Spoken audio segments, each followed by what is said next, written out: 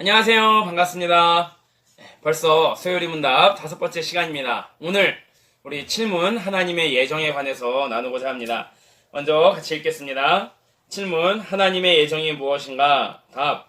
하나님의 예정은 그 뜻대로 하신 영원한 경륜이신데 이로 말미암아 자기의 영광을 위하여 모든 되어가는 일을 미리 작정하신 것이다.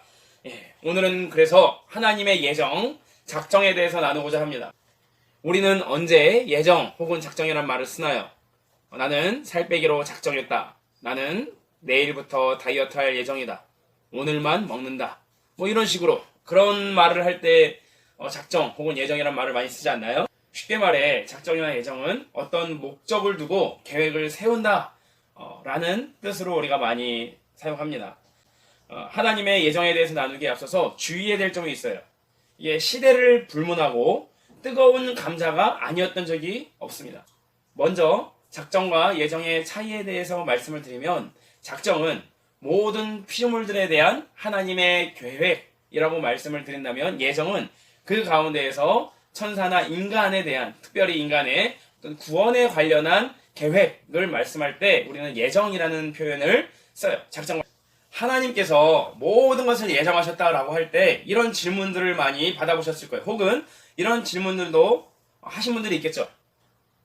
왜 하나님께서는 천사가 타락하도록 내버려 두셨나요? 왜 하나님께서 선악과를 두셔가지고 인간이 그것을 따먹게 하셨나요? 혹은 이런 질문들. 하나님께서 구원받을 사람을 미리 작정하셨다면 열심히 믿어도 구원을 받지 못하는 사람이 있겠네요. 혹은 아무리 죄를 짓고 막 제대로 믿지도 않았는데 하나님 작정하신 사람은 나중에 그냥 또 구원을 받을 수 있는 사람이 있겠네요. 이런 질문이 쏟아질 만큼 하나님의 예정과 작정은 그렇게 간단한 문제가 아니라는 거예요. 그런데 아이러니한 게 있어요.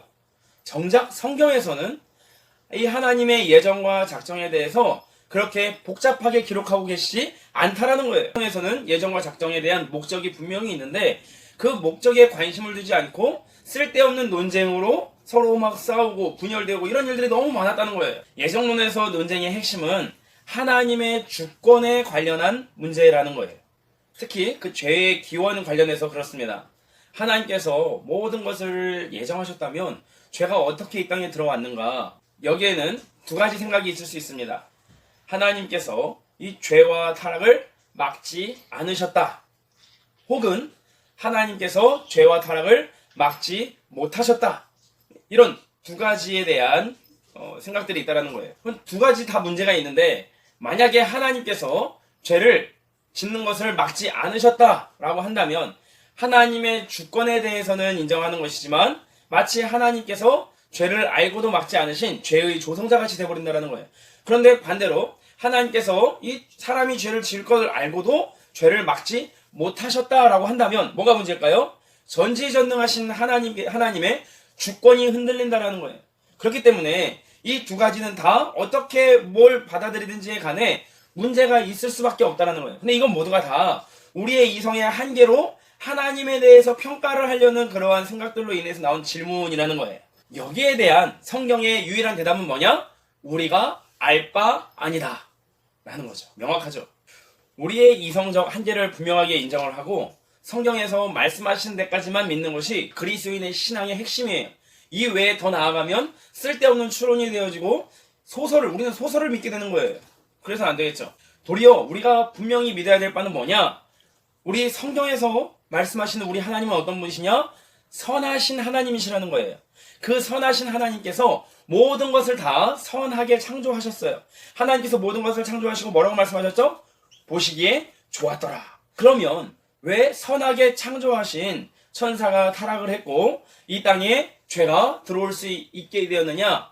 거기에 대해서 성경은 과정에 대해서 말씀하시지 않고 결과에 대해서만 말씀하세요. 그럼 우리는 그렇게 믿어야 된다는 거예요. 성경에서는 하나님께서는 모든 것을 작정하시는 분이시고 동시에 죄를 기뻐하지 않으시고 죄를 미워하신다라고 그 죄를 심판하시는 분이시라고 분명하게 말씀하고 계신다라는 거예요. 그럼 우리는 모든 것을 주관하시고 작정하신 하나님이심을 믿는 동시에 죄에 대하여 미워하시고 죄를 기뻐하지 않으신 그 죄를 짓지 말라고 하신 하나님 되심을 믿어야 된다라는 거예요. 신자가 집중해야 될 것은 뭐냐?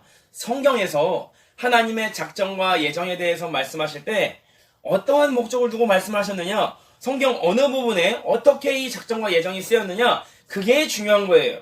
우리가 하나님의 예정과 작정을 말할 때 꼽는 핵심적인 구절이 있어요. 바로 에베소서 1장 4절에서 6절 말씀이에요. 우리를 이렇게 예정하신 목적은 하나님의 은혜의 영광을 찬송하게 하려 하신다라는 것이죠. 여기에 예정과 작정에 대한 분명한 목적이 있다라는 거예요.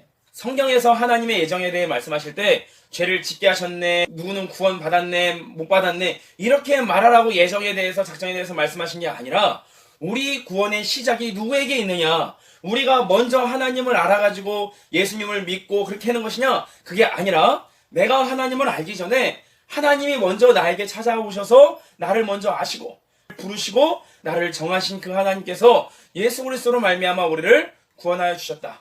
그렇기 때문에 우리의 구원은 우리의 공로나 우리가 먼저 하나님을 알아서가 아니라 하나님이 먼저 우리를 아시기 때문에 전적으로 하나님의 은혜의 선물이다 말씀하고 계신다라는 거예요. 그렇기 때문에 우리 모든 교부들도 그렇고 믿음의 선조들도 이 하나님의 예정에 대해서 말할 때에는 분명한 목적이 뭐냐?